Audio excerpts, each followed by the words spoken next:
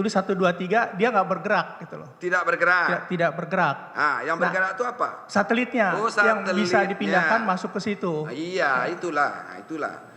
Jadi perlu juga saya tanya Pak. Ini pura-pura kena tahu juga, padahal nggak tahu juga itu. Jadi yang kalau slot itu tetap diam di situ.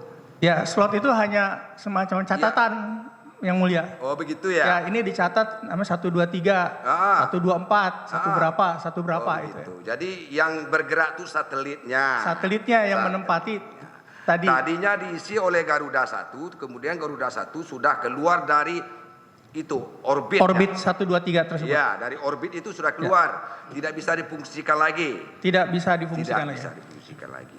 Terus bagaimana sikap kementerian pada waktu itu? Kalau itu tidak bisa difungsikan, ada apa? Nah, sikap kementerian pada saat itu kami berdiskusi dengan staf, bahkan saya telepon sendiri Pak Adiwoso. Adiwoso? Ya, yang tadi. Saya tanya. Yang sakit tadi, betul. PSN. Apa cerita? Terus? Saya tanya, apa yang terjadi? Beliau menjawab bahwa ada masalah teknis, bocor fuelnya, ini bahan bakarnya bocor sehingga dia tidak bisa di tempatnya. Jadi itu yang terjadi. Nah, kami lantas berpikir ini adalah slot 1, 2, 3 beserta frekuensinya yang dikatakan dialokasikan sebelumnya itu merupakan resources yang terbatas. Karena di dunia dioperasikan istilah teknisnya yang mulia itu di band L, ya L band. Di dunia hanya ada zaman lah itu berarti. Kenapa? Udah ketinggalan.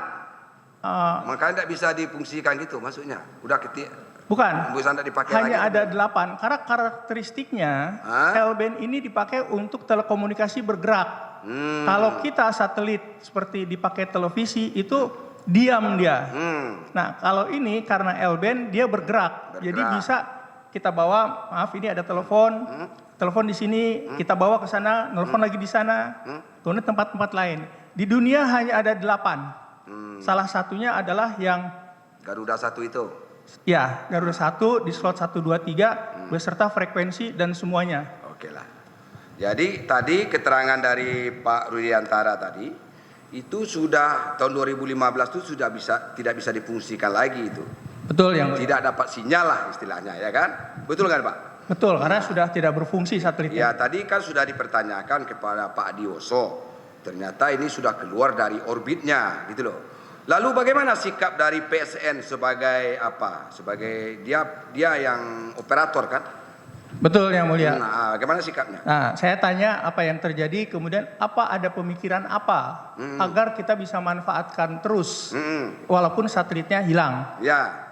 Nah, dari situlah saya minta kepada Pak Adiwoso untuk menyampaikan pemikiran-pemikirannya karena saya pribadi, kami menganggap Pak Adiwoso itu adalah gurunya satelit di Indonesia. Jadi beliau yang paling tahu. Sedangkan kami kan bukan orang yang satelit gitu. Jadi kami minta pendapat beliau, sekaligus juga meminta pendapat kepada teman-teman di jajaran Kominfo. Itu yang dilakukan. Tujuannya adalah bagaimana sekali lagi yang 8 di dunia ini, yang 1 ada dalam kewenangan Indonesia ini bisa dimanfaatkan. Itu adalah dalam pemikiran kami saat itu. Apa ada juga desakan dari Presiden supaya satelit itu bisa difungsikan lagi? Ada perintah dari Presiden ke Bapak sebagai Menteri Komunikasi dan Informatika? Tidak ada saat itu. Tidak ada. Itu cuma memang tugas rutin dari kementerian aja itu. Betul. Sebagai regulator, sebagai administrator yang mulia. Lalu bagaimana akhirnya PSN? Apakah masih dia berminat sebagai operator? Nah, kemudian setelah itu teman-teman di Ditjen SDPPI, salah satu Direktorat Jenderal, mengundang beberapa teman-teman yang dianggap berminat ya, untuk menggantikan PSN sebagai operator. Enggak, maksudnya sebelum dia menggantikan itu, apakah kontrak dengan PSN itu sudah selesai apa belum? Atau masih jalan Pak? Pemerintah tidak berkontrak dengan PSN. Oh, tidak ada kontrak. Tidak ada kontrak bisnis. hanya sebagai regulator mencatat, memberikan hak pengelolaan filing, itu artinya semacam apa ya, semacam ya SK atau apa, boleh mengoperasikan, boleh menggunakan 123, boleh menggunakan frekuensi. Mau nggak ada perjanjian antara PSN dengan pemerintah? Ada, tapi bukan dalam artian kontrak. Artian seperti keputusan menteri yang mengatakan bahwa PSN diberikan kewenangan, diberikan hak apa saja, kemudian kewajibannya apa saja, termasuk larangan-larangannya. Oh, berarti nggak ada kontrak antara pemerintah dengan PSN, nggak ada? Kontraknya dalam bentuk pemberian hak dituangkan. Pemberian hak aja. Pemberian hak dalam bentuk dalam bentuk keputusan menteri. Sebetulnya slot orbit itu yang punya kan pemerintah yang punya.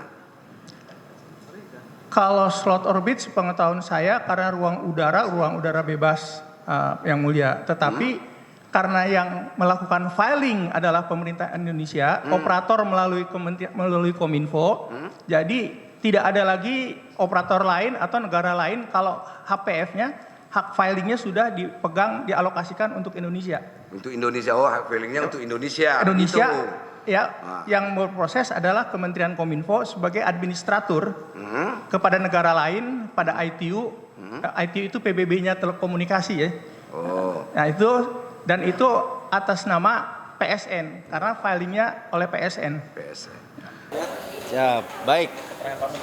Ya, kita apresiasi sekali tadi Pak mantan Menteri Bapak Rudiantara datang dan memberikan penjelasan yang sangat jelas, ya.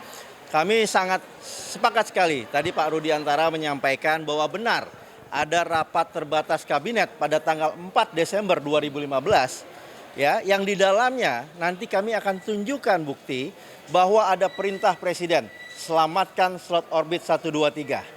Dan di dalam rapat kabinet tersebut disebut nama klien kami Bapak Agus Purwoto sebagai utusan pemerintah Indonesia.